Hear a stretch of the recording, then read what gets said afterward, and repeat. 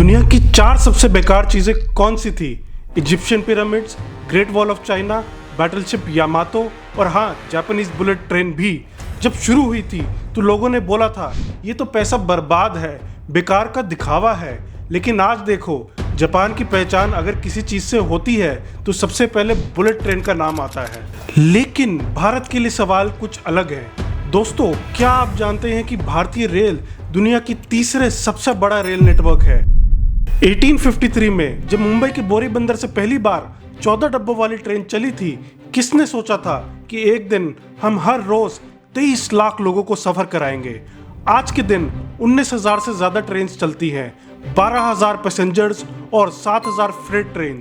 हर दिन तकरीबन 26 लाख टन माल एक जगह से दूसरी जगह ले जाया जाता है। लेकिन इस बड़े सिस्टम के पीछे कुछ और ही सच्चाई छुपी है। ये ढांचा बाहर से भले ही बड़े दिखे, लेकिन अंदर से पुराना, झुकता हुआ और पैसे की कमी से जूझ रहा है। रेलवेज अपना खर्चा भी मुश्किल से निकाल पाती है। नए प्रोजेक्ट्स या सेफ्टी में इन्वेस्ट करना तो दूर की बात है, पिछले साल पैसेंजर सर्विस में 40,000 करोड़ का घाटा हुआ था और पूरे इंडियन रेलवेज के पास सिर्फ 900 करोड़ का बचा कुचा पैसा था। तो सवाल ये है, क्या हमें 800 सीसी वाली पुरानी गाड़ी से सीधा रोल्स रॉयस में बैठ जाना चाहिए या पहले अपने देसी प्रोजेक्ट्स जैसे वंदे भारत को और मजबूत करना चाहिए? क्या जरूरत है बुलेट ट्रेन बनाने की जब इसका किराया फ्लाइट से भी महंगा होगा और सिर्फ कुछ लोग ही सफर कर पाएंगे? और 1 लाख करोड़ सिर्फ एक प्रोजेक्ट पे लगाना, क्या ये पैसा उस गरीब को नहीं मिलना चाहिए जो अभी भी लोकल ट्रेन में लटक कर सफर करता है? और लोग सवाल कर रहे हैं, मुंबई और अहमदाबाद के बीच पहले से ही बेस्ट रोड्स,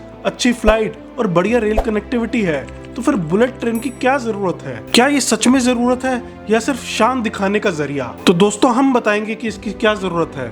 दोस्तों, मैं इस प्रोजेक्ट के लिए बहुत एक्साइटेड हूँ क्योंकि ये कुछ चुनिंदा प्रोजेक्ट्स में से है जो इंडिया को टॉप एलीट नेशंस में लाकर खड़ा कर देगा। और खासकर इंडिया जैसे देश में जहाँ सिटीज बहुत दूर दूर हैं, बड़ी सिटीज लगातार ग्रो हो रही हैं, चोकअप हो रही हैं, वहां पर इन सिटीज को रिलैक्स करने के लिए एक हाई स्पीड ट्रेन जैसे ट्रांसपोर्ट सिस्टम की 5 साल पहले ही हमें जरूरत थी। हम आज की वीडियो शुरुआत करेंगे जापानीज बुलेट ट्रेन के बारे में जानकर, जिनसे शिंकानसेन बोला जाता है, और इसके साथ ही जानेंगे इंडियन बुलेट ट्रेन प्रोजेक्ट के बारे में कि उसका क्या स्टेटस है, कितनी प्रोग्रेस है, कहाँ ये ट्रेन पहले बनाई जा रही थी और फिर कैसे प्रोजेक्ट को कर्टेल किया गया, क्या हर्डल्स इसमें आए। 1964 में जापान ने दुनिया की पहली बुलेट ट्रेन लॉन्च की जिसे उन्होंने कहा शिंकानसेन। लेकिन तब दुनिया ने इस पर ताना मारा।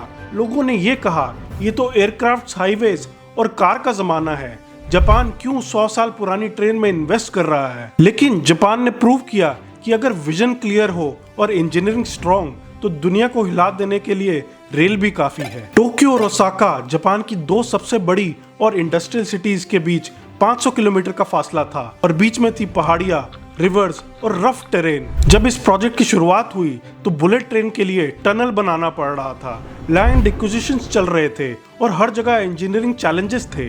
बजट भी डबल हो गया। प्रोजेक्ट का इतना क्रिटिसिज्म हुआ कि जापानीज रेलवे के प्रेसिडेंट शिंजी सोगो और चीफ इंजीनियर हिडेयो शिमा ने रिजाइन दे दिया। उन्होंने कहा हमने जापानीज लोगों को निराश किया है, लेकिन उन्हें तब यह पता नहीं था कि वो एक इंजीनियरिंग मार्वेल क्रिएट कर चुके हैं।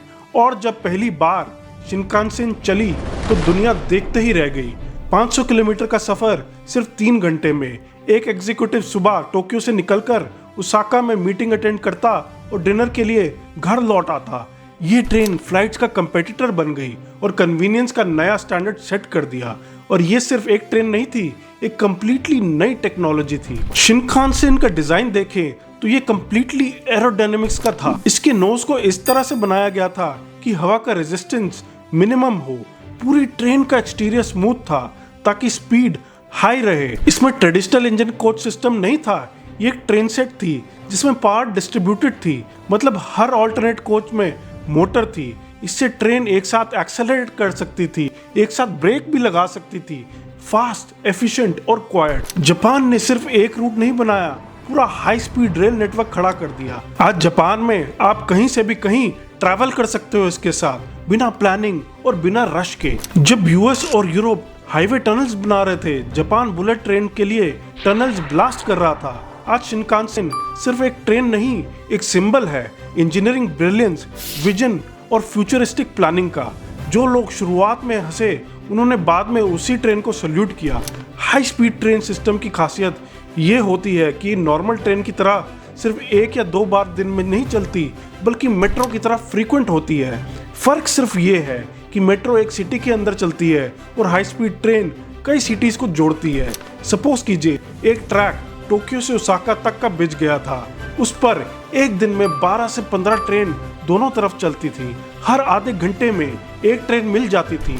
इस वजह से ना रिजर्वेशन की जरूरत थी, ना वेटिंग लाइन में खड़े होने की, और ना ही प्लानिंग की कि कब घर से निकलना है। इन्होंने 2 सिटीज को लिटरली एक मेट्रो के जैसे कनेक्ट कर दिया, और ये ही हाई स्पीड ट्रेन का असली पर्पस था। तो आपको पता है इंडिया का एविएशन इंडस्ट्री दुनिया के सबसे बड़े एविएशन मार्केट्स में आता है। 2019 से 20 में इंडिया में 200 मिलियन से ज्यादा लोगों ने डोमेस्टिक फ्लाइट्स ली, और एस्टिमेट ये है कि ये नंबर 2030 तक 500 मिलियन तक पहुंच जाएगा। इतना डिमांड है लॉन्ग डिस्टेंस का, और लोग भी तैयार हैं पैसे देने के लिए। तो सोचिए अगर फ्लाइट्स की जगह लोग बुलेट ट्रेन से ट्रैवल करें तो क्या हो सकता है। फ्लाइट ना सिर्फ महंगी होती हैं बल्कि इन्वायरमेंट को भी बहुत डैमेज करती हैं, और इंडिया का एविएशन सेक्टर कार्बन एमिशंस के हिसाब से दुनिया के टॉप एमिटर में आता है। अगर हम चाइना से कंपेयर करें तो चाइना ने क्या किया, 1000 किलोमीटर से कम डिस्टेंस वाले रूट्स पर फ्लाइट्स को एकदम इससे रिप्लेस कर दिया। लोग हाई स्पीड रेल लेना प्रेफर करते हैं क्योंकि आपको एयरपोर्ट जाने का झंझट नहीं है,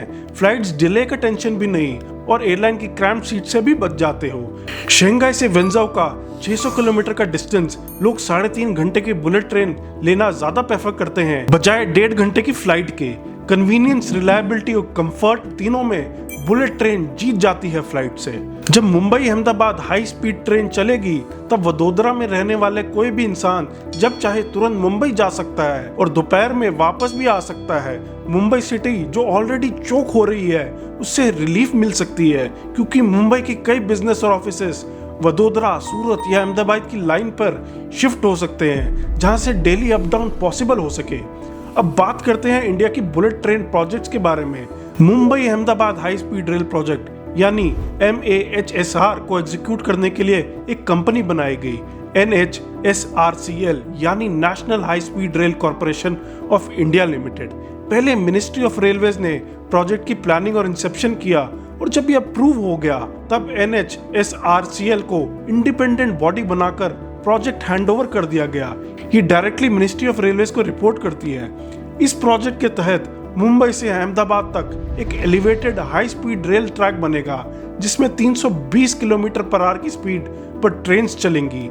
इनिशियल फेज में 70 ट्रेन्स का प्लान है, दोनों तरफ से 35-35, मतलब हर 45 मिनट्स में एक ट्रेन मुंबई से अहमदाबाद और एक अहमदाबाद से मुंबई जाएगी। मुंबई में थाने और अहमदाबाद में साबरमती में मेंटेनेंस डिपोज बनाए जाएंगे। इसका सबसे यूनिक फीचर है 21 किलोमीटर लंबी अंडरग्राउंड टनल जो मुंबई के बांद्रा कुर्ला कॉम्प्लेक्स से थाने तक होगी। इस टनल का 7 किलोमीटर हिस्सा अंडर सी यानी समुद्र के नीचे बनाया जाएगा। प्रोजेक्ट 2017 में लॉन्च हुआ था और इसका एस्टिमेटेड बजट है 1 लाख करोड़। इसका 80% फंडिंग जापान के जीका एजेंसी द्वारा हो रहा है, सिर्फ 0.1% इंटरेस्ट पर दिया गया सॉफ्ट लोन के रूप में, और पूरा कॉरिडोर 2030 तक मोस्ट लाइकली कंप्लीट हो जाएगा। पहले स्टेज में जापानीज शिंकानसेन ट्रेन चलेगी। टेंडर्स पब्लिश हो रहे हैं, कुछ ट्रेन जापान से इंपोर्ट होंगी। इंपोर्ट्स के बाद MOU के जरिए इंडिया में ही मैन्युफैक्चरिंग प्लांट्स बनाने की कोशिश की जा रही है, जिससे इंडिया से फ्यूचर में बुलेट ट्रेन एक्सपोर्ट भी हो सके। पूरा एक्सपर्टीज जापान प्रोवाइड कर रहा है। जैसे ट्रेन जापान में बनी है, स्पेशली E5 सीरीज की शिंकानसेन, वैसी ही टेक्नोलॉजी इंडिया में भी रेप्लिकेट हो जाएगी। इसी E5 सीरीज की ट्रेन को इस कॉरिडोर पर भी चलाया जाएगा। ट्रेन सेट जिसके अंदर 7 कोचेस होंगे, उसकी कॉस्ट है लगभग 400 करोड़। आपको पता है दोस्तों, जब 2009 के अंदर इस प्रोजेक्ट की कल्पना की गई थी, अहमदाबाद से लेकर पुणे तक इसको चलाए जाने की प्लानिंग थी, मगर मुंबई से लेकर पुणे का जो सेक्शन है उसमें काफी ज्यादा घाट्स हैं और इसकी फंडिंग के भी इश्यूज आ रहे थे। ये प्रोजेक्ट काफी सालों तक एकदम अदर झूल में लटका रहा। फंडिंग्स के अभाव में अलग अलग स्टेट गवर्नमेंट का कॉर्पोरेशन आपस में नहीं था। महाराष्ट्र और गुजरात गवर्नमेंट किसी भी एग्रीमेंट पर पहुंच ही नहीं पा रहे थे। इसी कारण फर्स्ट फेज में मुंबई से अहमदाबाद तक ही इस प्रोजेक्ट को एग्जीक्यूट किया गया। मुंबई से पुणे का जो पोर्शन है वो छोड़ दिया गया था। तो चलिए अब बात करते हैं, क्या बुलेट ट्रेन सिर्फ एक लग्जरी है या इंडिया के लिए एक जरूरत बन गई है। सबसे पहला और सीधा फायदा है स्पीड। आज मुंबई से अहमदाबाद तक का सफर 7 से 8 घंटे का होता है, बुलेट ट्रेन उसे सिर्फ 2.5 घंटे में कवर करेगी। इसका मतलब है एक एग्जीक्यूटिव सुबह घर से निकलेगा, हर दूसरे शहर में मीटिंग करेगा और फिर डिनर तक वापस आ सकता है, जैसे आज जापान में होता है। इंटरसिटी ट्रैवल बिल्कुल मेट्रो जैसी हो जाएगी, बिना एडवांस बुकिंग, बिना रिजर्वेशन टेंशन के, और जब चाहे तब एक क्लीन, फास्ट और रिलायबल राइड ले सकते हैं। ये सिर्फ कन्वीनियंस नहीं, ये प्रोडक्टिविटी का बूस्टर है। और ये कहना कि ये सिर्फ अमीर लोगों के लिए है, ये एक आउटडेटेड सोच है। जापान के शिनकानसेन ने दिखाया कि बुलेट ट्रेन सिर्फ एक लग्जरी नहीं, एक इकोनॉमी ड्राइवर है। हर साल शिनकानसेन से 400 मिलियन घंटे लोगों के बच रहे हैं, जिसका 500 बिलियन येन का इकोनॉमिक बेनिफिट हो रहा है। और जहां जहां इनके स्टेशन हैं, उन सिटीज में एम्प्लॉयमेंट 16 से 34% तक ज्यादा हो गई है। ऐसा ही असर चाइना के Guangzhou, Shenzhen, Hong Kong high speed rail पर भी दिखा, जहां 2024 में 27 मिलियन ट्रिप्स हुई, पिछले साल से 33% ज्यादा। सिर्फ बड़े शहर में ही नहीं, रिमोट एरियाज या विलेज एरियाज ज़ीजांग में भी रेलवेज कनेक्टिविटी से जीडीपी 17 सालों में 8x हो गया है, from 29 billion yuan in 2006 to 239 billion yuan in 2023। ये सिर्फ लोगों का सफर आसान नहीं कर रहा, ये देश की इकोनॉमी का इंजन बना रहा है। इंडिया में भी इसका इम्पैक्ट बहुत बड़ा हो सकता है। मुंबई जैसी सिटीज चोक्ड हो चुकी हैं, लोग बाहर शिफ्ट हो पाएंगे। सूरत, वडोदरा, अहमदाबाद जैसे टियर 2 सिटीज बिजनेस हब्स बन सकते हैं। इससे real estate, logistics, office space सब में बूम आएगा। और हाँ, ये प्रोजेक्ट सिर्फ सफर नहीं बनाएगा, ये रोजगार भी लाएगा। एस्टिमेट है कि लगभग 50,000 लोगों को इससे जॉब मिलेगी। साथ ही आएगा स्किल डेवलपमेंट और टेक्नोलॉजिकल अपग्रेडेशन। बुलेट ट्रेन एक और इम्पोर्टेंट काम करेगी, इन्वायरमेंट प्रोटेक्ट करने का। इस ग्राफ को देखिए, पर किलोमीटर पर पैसेंजर हाई स्पीड रेल का कार्बन एमिशन सबसे कम होता है। कॉस्ट रिकवर होती है जॉब क्रिएट करके, ट्रेड बढ़ाकर, इकोनॉमी को स्पीड देकर। जापान ने भी अपनी बुलेट ट्रेन से टिकट के जरिए पैसा रिकवर करने का टारगेट नहीं बनाया था, फिर भी आज उनकी कई हाई स्पीड लाइंस अपना इन्वेस्टमेंट रिकवर कर चुकी हैं। इंडिया अब एक ऐसे मोड़ पर है जहां उसे पॉवर्टी, पोल्यूशन और ओवर पॉपुलेशन से लड़ना है। मगर अगर हम सिर्फ बेसिक नीड्स तक ही सीमित रहेंगे और डेवलपमेंट को पॉज करेंगे तो हम दुनिया की रेस में पीछे छूट जाएंगे।